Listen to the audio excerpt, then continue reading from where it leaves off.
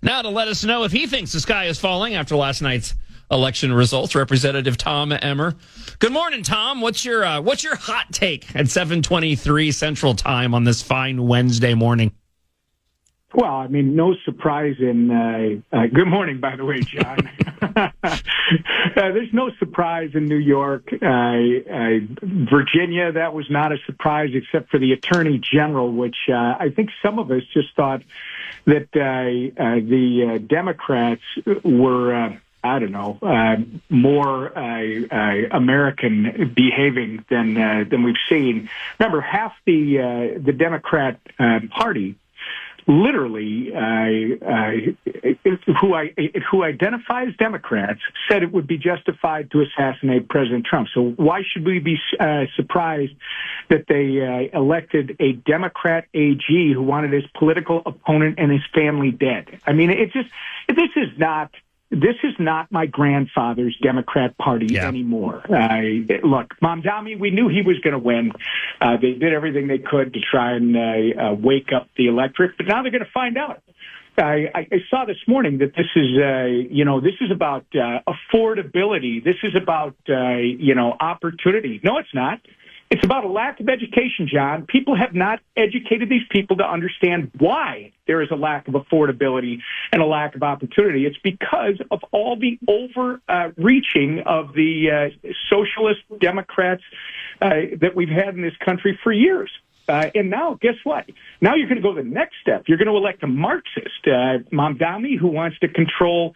He wants government-owned grocery stores. I mean, where does it end, John? And people will wake up. So I don't think the sky has fallen.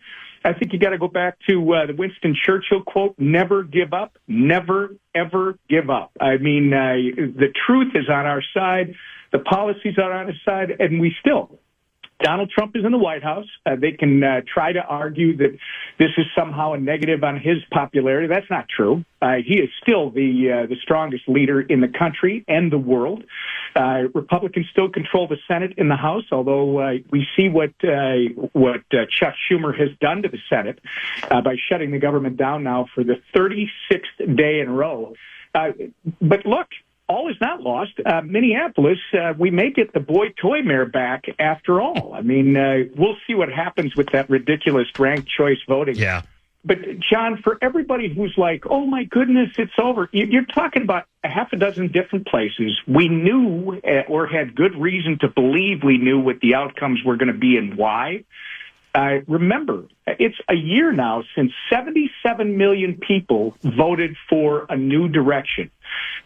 Those people are still there. And Republicans, if we can get this government open, are going to continue to deliver. And I think the future is bright. But last night certainly would give you plenty of arguments on the other side of why it's not. Well, Representative Tom Emmer, I think there's a takeaway here, or at least something positive, in as much as, once again, Republicans, conservatives have the opportunity to compare and contrast. And if this continues to signal this far left shift of the Democrat Party, or the fact that they're already there, then we do have the opportunity to take advantage of that and continue to move forward on conservative, fiscally responsible principles, capitalism versus socialism. So there is an opportunity in all of this. And I've heard similar arguments made that there's some individuals on the right that almost would have wished that a Fateh would win, just because you would see a faster example of how horrible these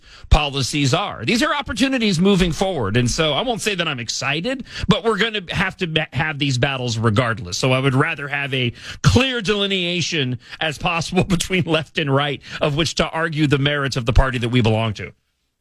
Very well said, John. That's where I was trying to go. I didn't do it as eloquently as you when I was talking about, it's a rarity. They report it's about affordability. Okay, why is everything unaffordable? Yeah. When they report that health care is impossible, we can't pay for it, you know why?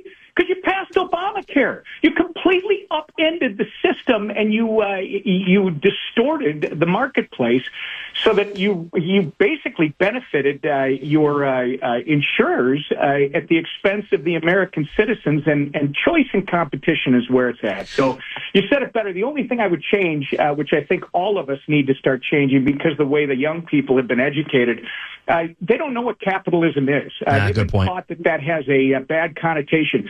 We need to use the term free enterprise all the time. It is about free enterprise versus Marxism and socialism. That's literally what it is. I like it. We're a little short on time. I have Lisa Damath, a Minnesota House Speaker, joining me in studio here in just a moment. I do want to get your thoughts, though, relating to the shutdown. We're past the election. Some expectation the Democrats would vote to reopen it based off of the election results last night. Does that matter? Your expectation on how much longer the shutdown is going to continue? Yeah, remember I told you about that violent left that I know some of my friends in Minnesota are like, I am not a terrorist. You keep referring to the terrorist wing of the party. Well, then disavow the third of your party that identifies with a terrorist organization called Hamas, right? This group that was marching on the mall calling for the assassination of President Trump and all this disgusting stuff, Chuck Schumer and the other leaders here in Washington on the left are so afraid of them, John, they could not open the government before yesterday because if they had, that group would have turned on them and they were afraid that they may not show up at the polls. So now they have waited for the election to pass. They won in the places that they expected to win. They will declare victory. I expect now that they can also argue, we fought harder than anybody in the history by shutting down this a record number of days, 36, 37 days. But these evil Republicans are hurting Americans, and we're Democrats to the rescue, and then their left-wing biased media like the Star Tribune will try to echo that message. The good news is, John, Americans are a lot smarter than these political elites give them credit for. I think the future is bright for us for the very reason that you just described this morning. It is about free enterprise versus government-controlled whatever. They're going to tell you what you can do, who you can do it with, where you can do it, and how you can do it. You know what? That is not going to sit well with the vast majority of Americans. It's going to be a great policy debate going forward, and we're going to win it. Representative Tom Emmer, thank you for the time this morning. Always great speaking with you, and hopefully we can do it again next week, my friend. Enjoy the frost, John.